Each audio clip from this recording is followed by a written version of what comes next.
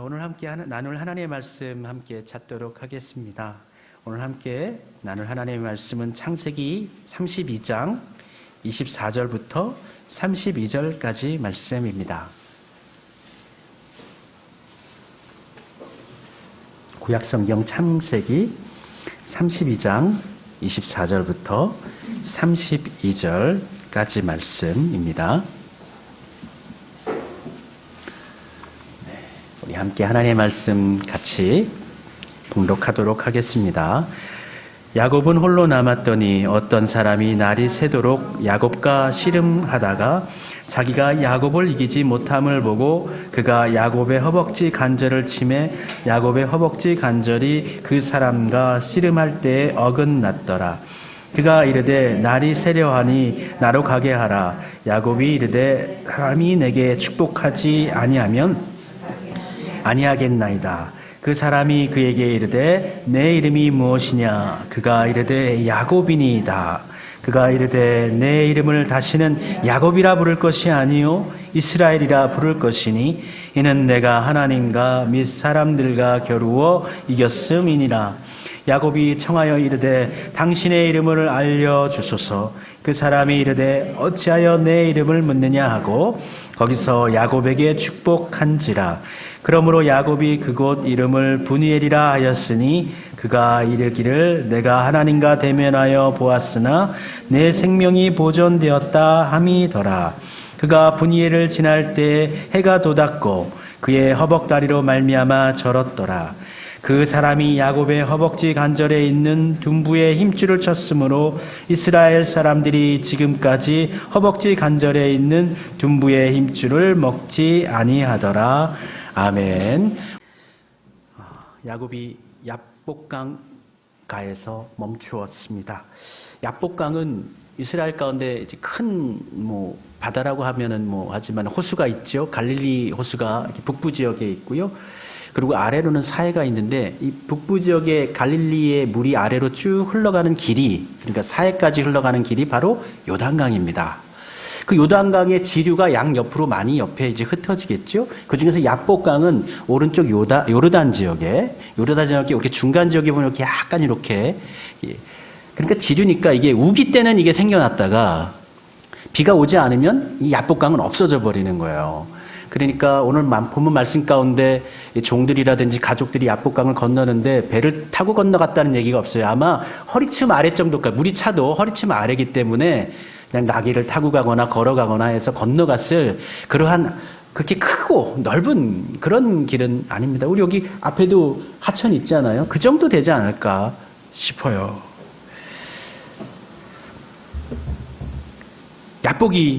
야곱이 이 집으로 돌아가는 길 가운데 얍복강에 멈춰져 있습니다. 더 나아가지를 못합니다. 우리도 이 야곱이 하나의 강에 멈추어진 것처럼 우리도 어떤 막막함, 답답함, 더 이상 앞을 내딛기 어려운 그러한 벽을 우리 인생길 가운데 만나는 때가 있죠. 나의 힘으로는 도저히 어쩔 수 없는, 나의 방법으로는, 내 능력으로는 더 이상 나아갈 수 없는 그러한 때가 우리 모두에게는 분명히 있게 마련입니다. 본문 말씀 이전에 32장 22절과 또 24절을 보면 야곱의 상황을 단적으로 보여주는 환경이 있습니다. 첫 번째 환경은 밤에 일어나, 밤입니다. 두 아내와 두 여종과 11 아들을 인도하여 얍복나루를 건널세. 그러니까 밤에 마지막 남겨진 가족들을 다 건너게 합니다. 그리고 본인은 24절에 보니까 야곱은 홀로 남았더니, 공간적으로는, 시간적으로는 밤이고, 그리고 건널 수 없는 강이고, 그 공간적, 시간적 배경 앞에 다른 모든 사람들은 다 떠나보내고 홀로 남았습니다. 다 보내고 홀로 남아 있어야 하는 시기, 그때가 밤이라면 더욱 외롭고 곤고해지고 힘겨워집니다. 그러나 우리의 마지막 자리 같은 이 건너지기 힘들 이 약복강 그 앞에서 우리 하나님께서 예전에 배들 가운데서도 나타나셔서 그를 이끌어 주셨던 것처럼 하나님께서 이곳에서 야곱을 만나 주십니다. 야곱은 베델 이후부터 지금에 이르기까지 20년 동안 하나님 믿고 따랐지만 그의 생활 태도는 크게 변하지 않았습니다. 그는 매우 현실적인 사람이었습니다. 보이지 않는 것을 믿기보다는 자신을 믿는 사람이었습니다. 불확실한 것을 기다리고 또 믿기보다는 스스로 무엇인가 확실한 대책을 세우며 살아가는 그러한 사람이었습니다. 외삼촌 라반의 집에서 야곱은 철저하게 인간적인 방법으로 살아갑니다. 라반에게 자신의 몫을 요구할 때에 야곱은 자신이 알고 있는 모든 술수와 또 방법을 동원해서 많은 재산을 모았습니다. 계약을 맺을 때에 아롱지고 검은 점이 있는 양과 염소는 야곱의 것이 되고 그렇지 않은 하얀 것은 다 삼촌 라반의 것인데 이 라반도 야곱과 거의 비슷한 사람이거든요. 아주 이익을 탐하는 사람이에요. 그래서 계약을 맺고 난 이후에 자신의 아들들에게 아롱지고 점 있는 양들은 다 맡겨서 먼저 들로 보내죠.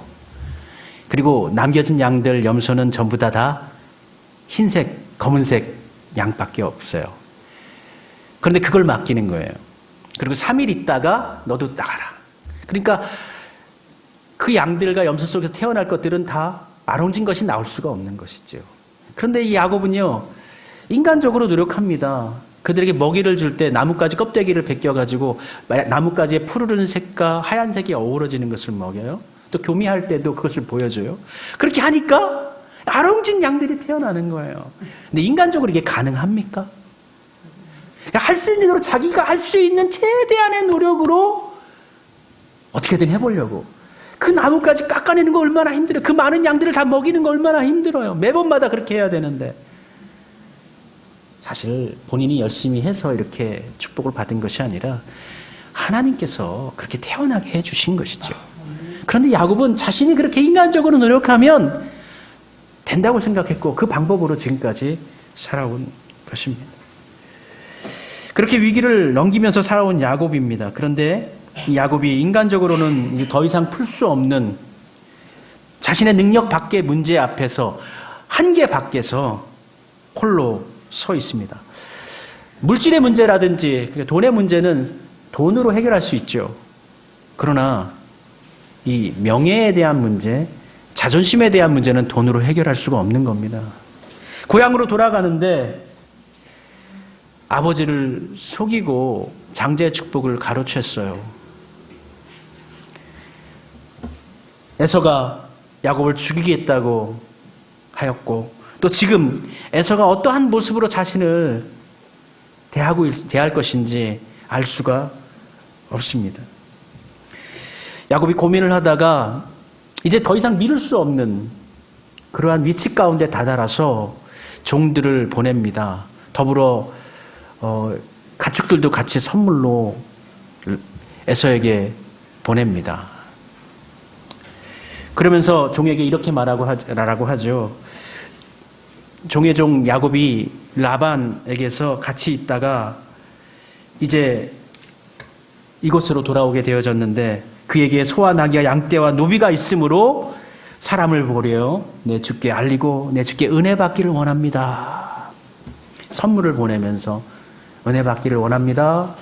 이렇게 하의 메시지를 전했는데 그 종들이 선물 드리고 난 다음에 돌아왔는데 좋은 분위기로 돌아오지는 않았어요. 그 내용 자체, 그러니까 에서가 어떠한 말을 했는지는 모르겠는데 종들이 이야기하기를 400명의 군사들을 데리고 이곳으로 오고 있습니다. 400명의 군사들이 뭐 야곱을 호위하고 보호하기 위해서 오는 것인지 아니면 공격하고 약탈하기 위해서 오는 것인지는 기록되어져 있지 않지만 야곱은 아마 본인을 이제 공격하려고 오는 것이다라고 느낀 것 같습니다. 야곱이 고민합니다.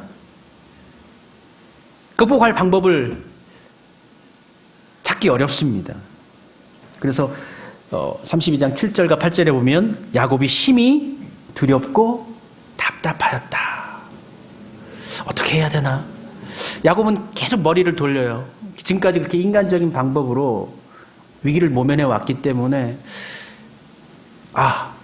만약에 그 400명의 무리가 와서 우리를 해친다고 하면 모든 것을 다 잃어버리면 안 되니까 우리 무리를 둘로 나누자.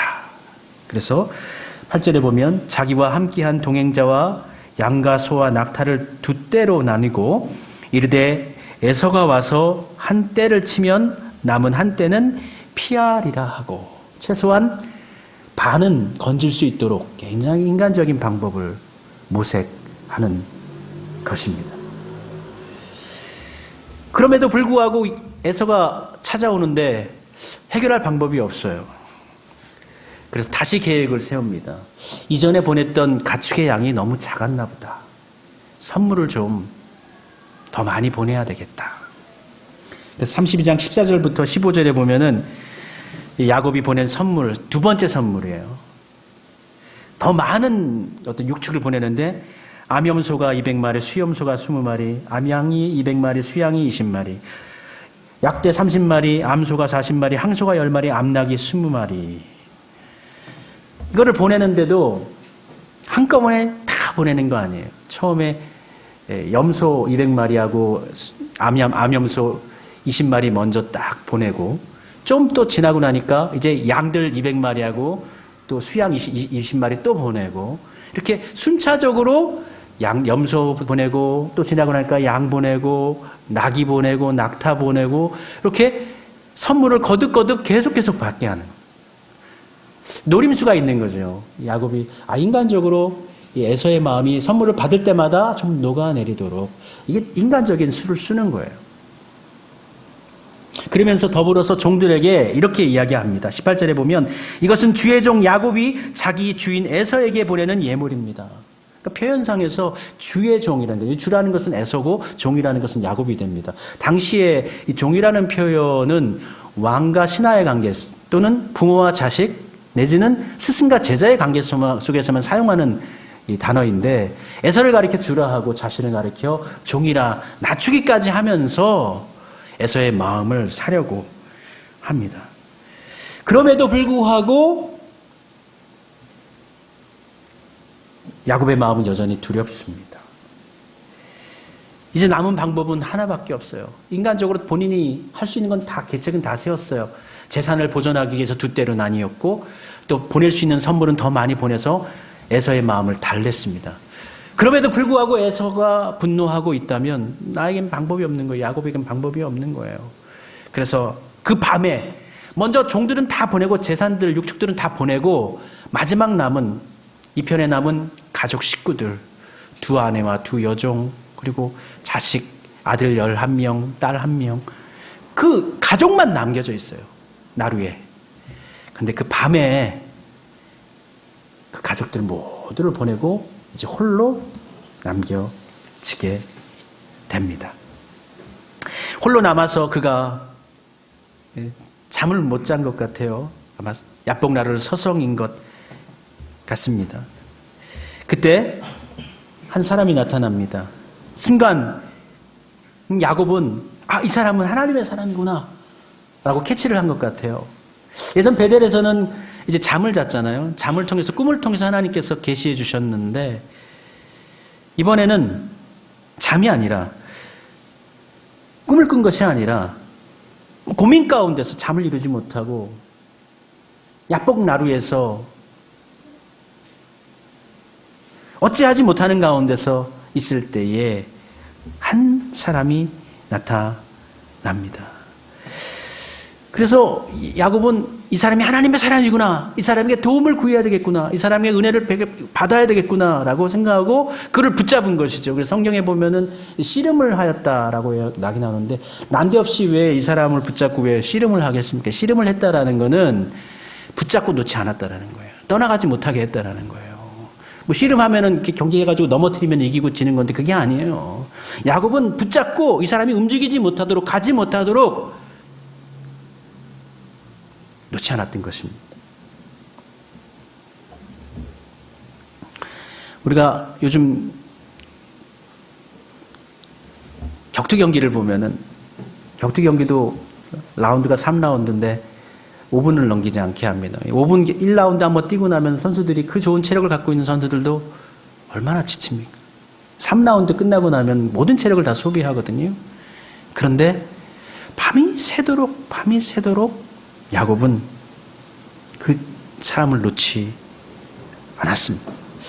혹은 이 사건을 가리켜서 야곱이 꿈을 꾼 것이다 라고도 이야기하고 이 씨름을 기도를 상징하는 표현이다라고도 이야기하긴 하는데 그런데 그렇지는 않은 것 같아요. 이제 호세아서에 보면 야곱의 이야기를 하는데 호세아서 12장 4절에 보면 이렇게 기록하고 있습니다.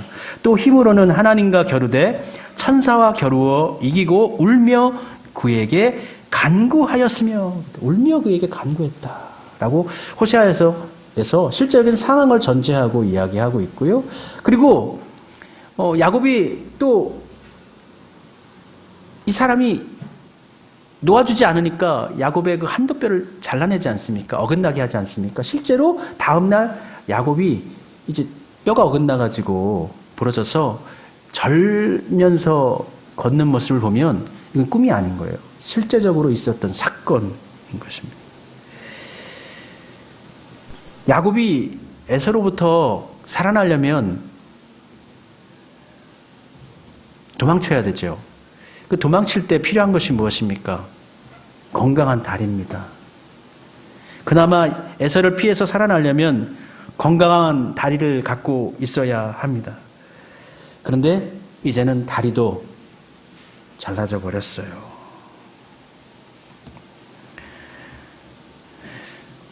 다리를 하나님께서 꺾어버리신 거죠.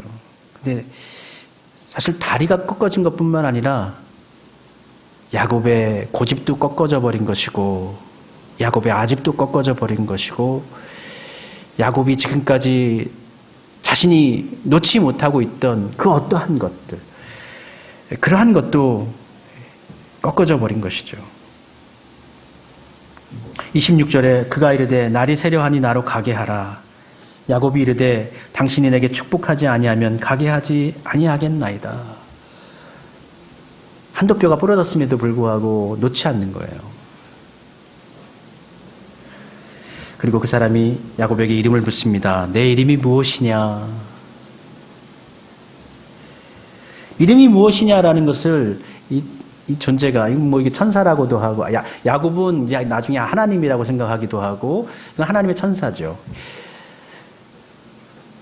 이 존재가 야곱의 이름을 야곱이라는 이름을 몰라서 물어본 것은 아닐 거 아니겠습니까?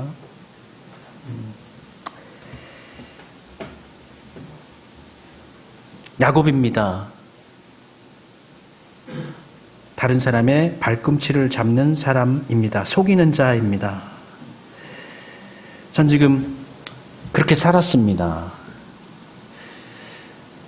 나쁜 표현으로 다른 사람의 이제 발꿈치를 잡는 사람이다 이렇게 표현하고 있지만 사실 우리 모두 다 야곱과 똑같은 사람들입니다. 인간적인 방법과 어떤 악의적인 어떤 것을 쓰지 않을 뿐이지 우리 스스로 어떤 인간적인 방법을 취해서 더 많은 것을 내 것으로 하려고 하고 다른 사람에게 때로는 피해가 된다 할지라도 내가 노력해서 내가 열심으로 해서 얻는 것이라면 괜찮다라고 생각하면서 그렇게 살아가는 사람들 아닙니까? 전 야곱입니다. 내가 잘되기 위해서는 아버지를 속이기도 했던 사람입니다. 형을 기만했던 사람입니다. 지금까지도 그렇게 살았습니다. 삼촌 라반이 저를 기만할 때 저도 똑같이 기만하는 방법으로 그렇게 살았습니다. 야곱의 인생입니다.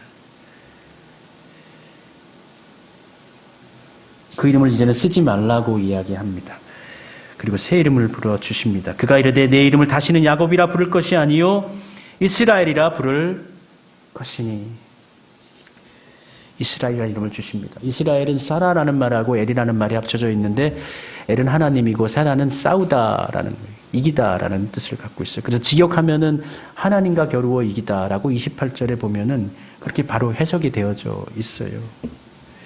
근데 사실 뭐 사람이 하나님과 싸울 수도 없고요. 하나님과 싸워서 이길 수가 있습니까? 이길 수가 없죠. 만약 그가 이겼다면 하나님께서 져주신 거라고 볼 수가 있는 것이죠. 이름이 바뀌었습니다. 이름이 바뀌었다라는 것은 크게 세 가지를 의미한다고 볼 수가 있는데요. 첫 번째는 소유가 바뀌었다는 거예요. 당시에 이름을 지어주는 사람이 있으면 이름을 지음 받은 사람은 그 이름을 준 사람의 소유물이 되어지는 것입니다. 이제 야곱의 주인은 누가 됐다라는 것, 하나님이 됐다라는 것. 그러니까 네가 네 맘대로 네 인간적인 방법으로 사는 것이 아니라 하나님의 길을 따라 살아야 된다라고 알려주시는 것이고, 두 번째는 가치가 변했다라는 거. 이제 야곱의 삶을 야곱의 가치가 아니라 이스라엘의 가치를 살아야 된다. 이스라엘의 뜻이 두 가지가 뜻이 있는데, 하나는 하나님과 겨루어 이긴이 되고, 또 하나는 하나님과 함께 싸워서 이긴입니다. 사실 적당한 표현은 하나님과 함께 싸워서 이긴 자가 될 수 있겠죠. 너는 앞으로 너 혼자 싸워서 인간적으로 싸워서 이기는 그런 삶 살지 말고 하나님과 함께 하여서 이기는 삶을 살라. 그런 의미가 되겠죠. 그리고 세 번째는 이제 기도의 응답이라고 볼 수가 있겠죠. 야곱이 지금 붙잡고 놓지 않고 있잖아요. 하나님, 에서가 다가옵니다. 제가 어떻게 해야 되겠습니까? 저를 살려주십시오. 이것에 대한 응답으로 이스라엘이라는 이름이 주어졌다고 볼 수 있는 것입니다. 야곱은 이때까지 자기의 생각과 힘으로 홀로 인생과 이렇게 싸웠죠. 그리고 이후에는 다리를 절면서 남은 인생을 살아가야 했습니다. 31절에 그가 분이엘을 지날 때에 해가 돋았고 그의 허벅다리로 말미암아 절었더라 되어져 있습니다. 그는 밤새도록 지독한 싸움을 했고 그 씨름을 하면서 자기의 건강을 잃어버렸습니다. 그러나 지금 야곱의 마음은 말할 수 없는 평화를 누리고 있죠. 분이엘을 지날 때 해가 돋았습니다. 한밤이 지났습니다.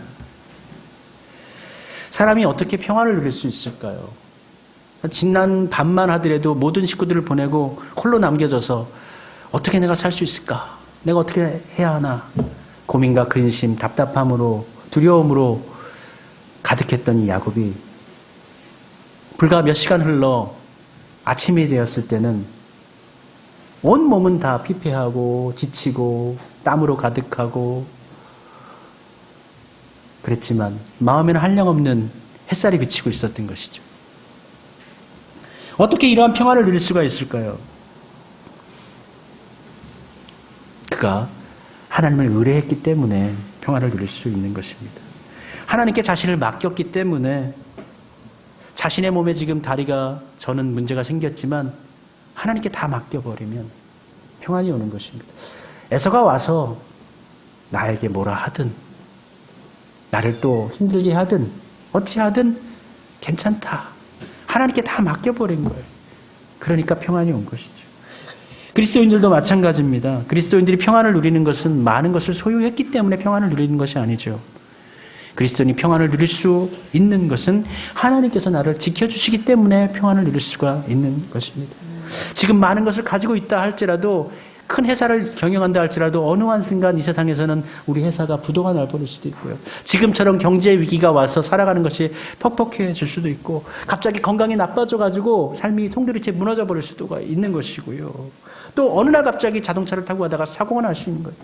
우리가 의지하고 있는 모든 것들은 어느 순간에 다 없어질 수가 있는 것들. 그것들을 의지하면 평안을 누릴 수가 없습니다. 그리스도인이 평안을 누릴 수 있는 것은 주님이 나를 지켜주신다라는 믿음, 하나님이 나와 함께 하신다는 믿음이 있기 때문에 평안함을 누릴 수가 있는 것입니다. 지금까지 야곱은 그 평안을 누리지를 못했어요. 그 평안을 누리는 것 대신에 내가 어떻게 해서든지 간에 재물을 채워서 능력을 채워서 나의 안전을 도모하고 평안을 지켜야 되겠다라고 생각하며 참 피곤한 인생을 살았던 것입니다. 그런데 야곱만 그렇게 살아가고 있을까? 야곱만 그렇게 살아가고 있을까? 대부분의 사람들도 하나님을 믿고 의지하면서도 피곤한 인생을 살아가 안절부절하지 못합니다. 힘겨워합니다. 버거워합니다. 사실 하나님은 야곱을 계속해서 돌보시고 계셨어요. 바담 아람으로 20년 전 행하기 전에 베델에서 나타나 주셔서 내가 돌아오기까지 내가 너와 함께하고 널 지켜줄 것이다 약속해 주셨고요. 실제로 그렇게 삼촌 라반의 그 어떤 인간적인 술수에서도 야곱을 축복해 주셨어요. 하나님께서 축복해 주셨어요. 본인이 열심히 했지만 사실 본인이 열심히 한 결과로 축복받은 게 아니었어요. 돌아오는 길에도요, 라반이 쫓아오지 않습니까? 그때 하나님께서 전날 밤에 라반의 꿈에 나타나셔가지고 너 야곱에게 해끼치지 말아라. 두려운 마음을 주셨어요. 그래서 라반이 와가지고 하에 평화조약 맺고 돌아가 버린단 말이에요. 뿐만 아니에요. 그 위에 보면은 에서를 만나기 전에 야복강에 이르기 전에 하나님께서 누구를 보내셔요? 야곱이 가는 그 무리 가운데 하나님의 군대 마하나임을 보냅니다. 마하나임이란 두 진영의 군대라는 거예요. 그러니까 아주 군대가 많다는 겁니다. 하나님의 군대, 천사들을 보낸 거예요. 그럼 뭡니까? 왜 그 천사들이 왜 왔겠어요? 하나님께서 야곱의 좌우 뒤에 계시면서 지키시고 보호하신다. 에서가 400명의 장정을 이끌고 온다 할지라도 하나님의 군사들이 야곱을 지키고 있기 때문에 너 두려워하지 말라고 보여주셨어요. 보여주셨는데 야곱은 그것을 깨닫지 못한 거예요. 이 군사들이 나를 지키는 군사들이 아니라 이 천사들이 그냥 지나가는 그 천사들이 뭐하러 거길 지나갑니까? 이유 없이. 왜 야곱이 있는 곳을 거쳐서 지나갑니까? 하나님께서 보여주신 거예요. 너 걱정하지 마. 에서의 문제로 힘들어하지 마. 내가 보호해 줄 거야. 지켜줄 거야. 그런데 그럼에도 불구하고 야곱은 그것을 의지하지 아니하고 인간적으로 어떻게 하면 좀 해볼까. 그래서 먼저 선물 보내고 그 선물이 작은 것 같으니까 또 더 많은 선물 보내고 자기의 또 선물은 보냈지만 혹시나 또 그들이 공격할지 모르니까 양의 떼를 또 갖추기를 두 떼로 나뉘는 인간적인 방법 세우고 그렇게 열심을 내지 않습니까? 그렇게 열심을 내요. 그런데 그렇게 하다 다 안 되니까 마지막에서야 항복하고 야복 강가에서 그 천사 붙잡고 밤새도록 놓지 않은 거예요. 바지끄랭이 붙잡고 난 다음에 도저히 천사가 움직이지 못하도록. 천사가 왜 못 움직이겠습니까? 그 열심을 보는 거예요. 끝까지 놓지 않는 야곱을 보는 거예요.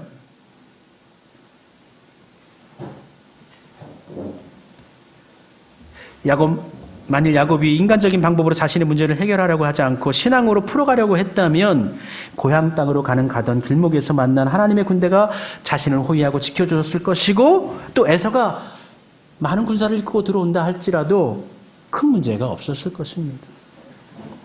그런데 야곱은 언제나 자신의 머리만 믿고 자기의 인간적인 방법만을 앞세우다 보니 하나님이 함께 하신다는 사실을 깨닫지 못하고 야복 강가에서 처절하게 절망의 자리 가운데에서 몸서리 치면서 하루를 보내야 했습니다.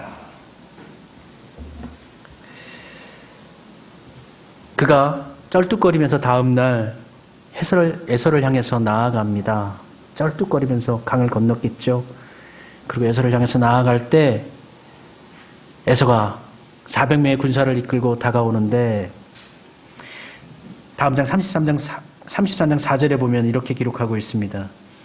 에서가 달려와서 그를 맞이하여 안고 목을 어긋 맞추어 그와 입 맞추고 서로 우니라. 에서가 쩔뚝거리며 다가오는 그 야곱에게로 달려간단 말이에요. 에서의 마음은 벌써 풀어져 있어요. 그가 어떠한 마음으로 야곱에게 다가왔는지 정확히는 알 수 없지만 지금 에서는 동생을 향하여서 애틋한 마음을 가지고 있습니다. 그리고 서로 끌어안죠. 목을 맞대고 인사합니다. 그리고 난 다음에 어떻게 한다고요? 서로 같이 우니라 그랬어요. 참 야곱이요. 이렇게 인간적으로 이렇게 살려고 하다 보니까 인간적으로는 이런 일들이 있습니다. 이후에도 보면요, 그 요셉과의 만남 가운데서 죽었던 아들 요셉과의 만나잖아요. 또 형들도 요셉 또 총리라고 생각지도 못했는데 만나. 그때도 서로 그냥 부둥켜안고 울지 않습니까? 그렇게 인간적으로 누군가를 속이고 동생을 팔아넘기고 자기 나름대로 살려고 하고 할 때 우리 인생이 피곤하고 고통스럽고 아프고 힘겹고 어려워진단 말이에요. 그런 대부분의 사람들이 함께 하시는 하나님을 의뢰하기보다는 먼저 자기 자신을 의뢰하고 그렇게 피곤한 인생을 살아갑니다. 그럼에도 불구하고 야복강 가운데에서 그 마지막의 자리 가운데서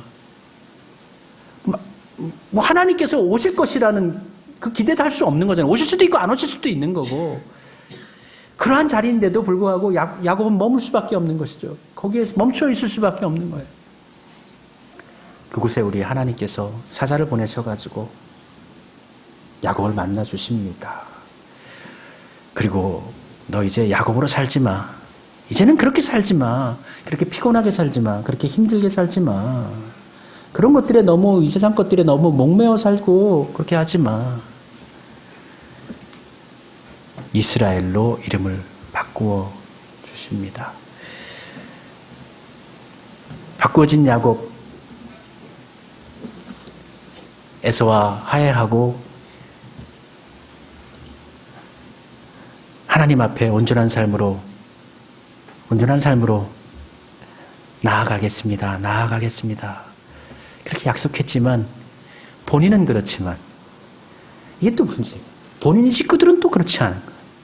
자식들은 또 안 그래요. 아내들은 또 안 그래요. 여전히 우상 가지고 다니고. 인생의 문제는 끝이 없습니다.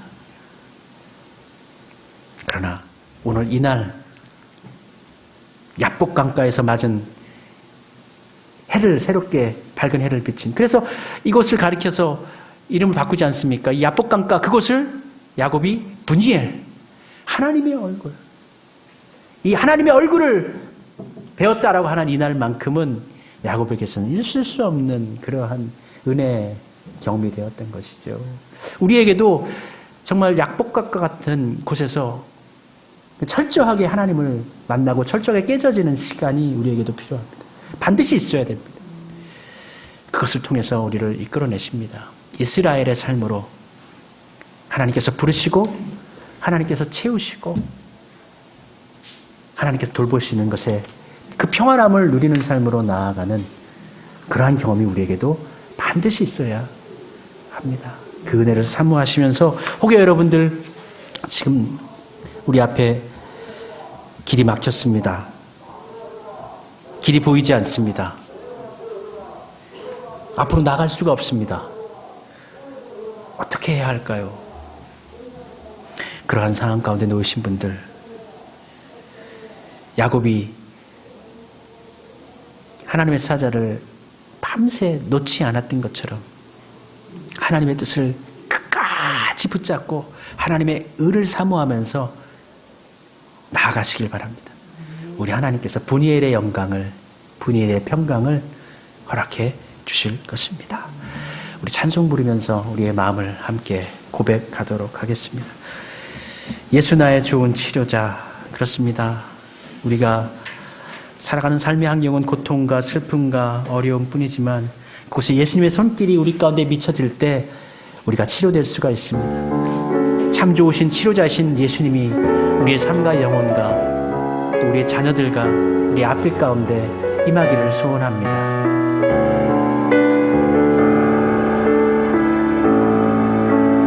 예수 나의 좋은 치료자 그의 눈이 머무는 곳은 나의 슬픔과 고통 고개를 들어 그의 눈을 볼 때에 난 알았네 예수 나의 좋은 치료자 예수 나의 좋은 치료자 그의 손길이 닿는 곳은 나의 상처와 아픔 영원히 흐를 것 같았던 눈물 다 멎었네 예수 나의 치료자 나 노래하리라 전한 나를 돌아보시고 구세주를 찬양해 하늘 닿는 곳까지 내 손 들리라.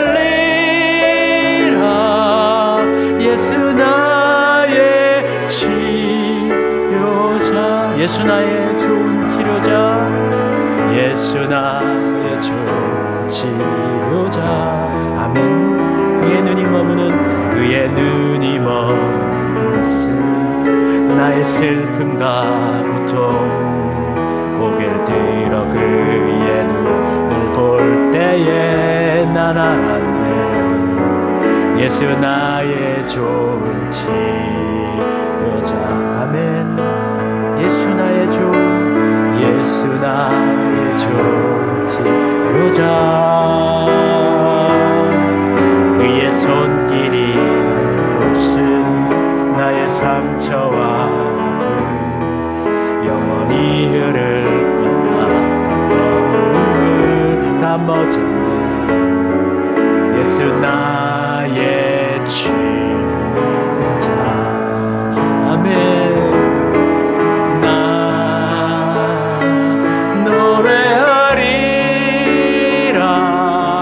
선한 나를 돌아보신 구세주를 찬양해 하늘 닿는 곳까지 내 손 들리라. 예수 나의 치료자. 나 노래하리라.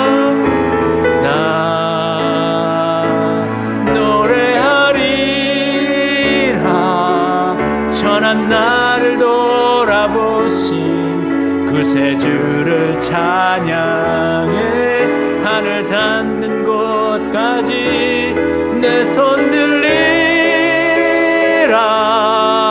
예수 나의 치료자. 우리 함께 두 손 들고 나 노래하리라.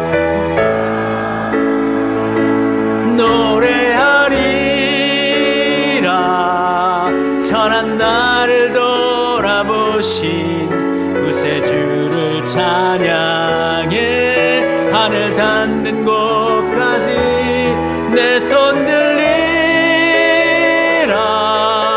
예수 나의 치료자. 예수 나의 치료자. 예수 나의 치료자.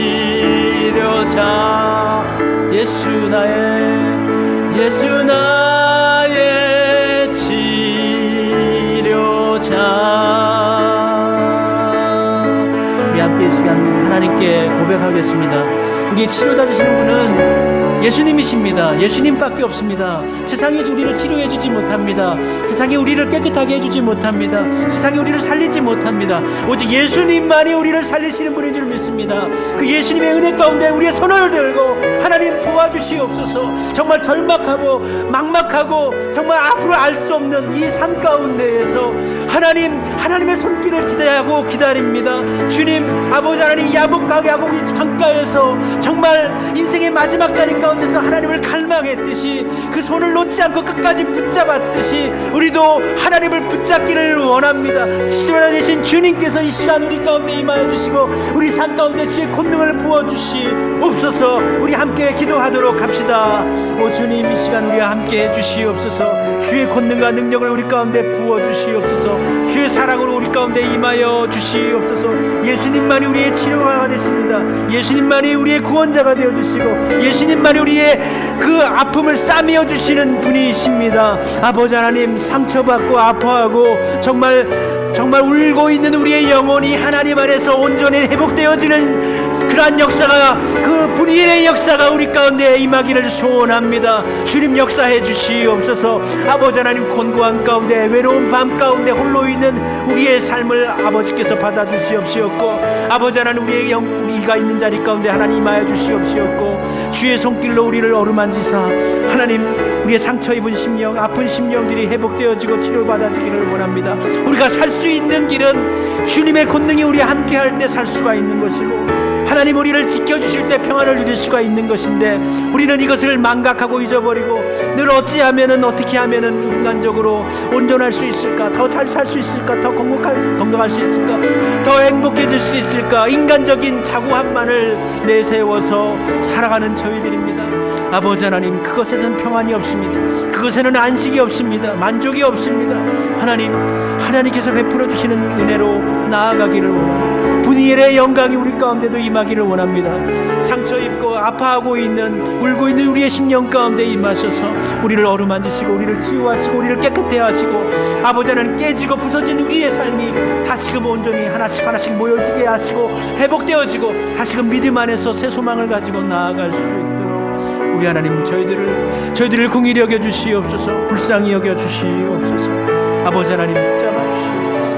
주의 긍휼과 은혜가 우리 안에 충만하게 임하게 하옵소서. 아프면서도 아프다고 표현하지 않고, 슬프면서도 슬픔을 드러내지 않고, 고독하면서도 외롭다 하지 않으면서 괜찮은 듯 살아가고 있는 우리 인생들입니다.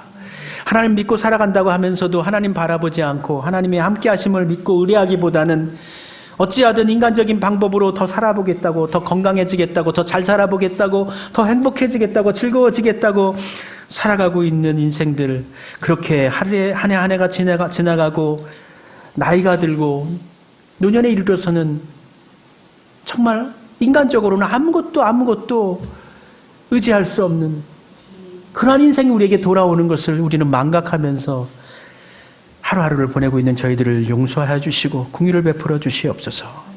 우리는 예수님의 치료가 필요합니다. 예수님의 은혜가 필요합니다. 예수님의 그 놀라우신 손길로, 따뜻하신 손길로, 보혈 묻으신 그 은혜의 손길로 우리의 상한 영혼을 어루만져 주시옵시옵고, 치유하시고 회복시키시고, 소망 가운데, 기쁨과 은혜 가운데 분이엘의 은혜와 기쁨의 충만함으로 하나님, 새로운 날을 맞아 살아갈 수 있게 해 주시옵소서. 하나님의 은혜 안에서 아버지 하나님, 믿음의 길 다시금 걷겠노라 다짐하길 원합니다. 인간적인 방법으로, 계획으로, 계산으로 그렇게 우리의 삶을 피곤하게 하면서 살지 않게 하시고, 모든 것 다 맡기면서 하나님께 주신 평안을 누리면서 주님과 동행하면서 하나님께서 허락하신 것에 감사하면서 하나님, 주님 손잡고 걸어가는 저희들 되게 하옵소서. 우리와 함께 해 주시옵소서. 치료자 되시는 예수님의 이름으로 기도드립니다. 아멘.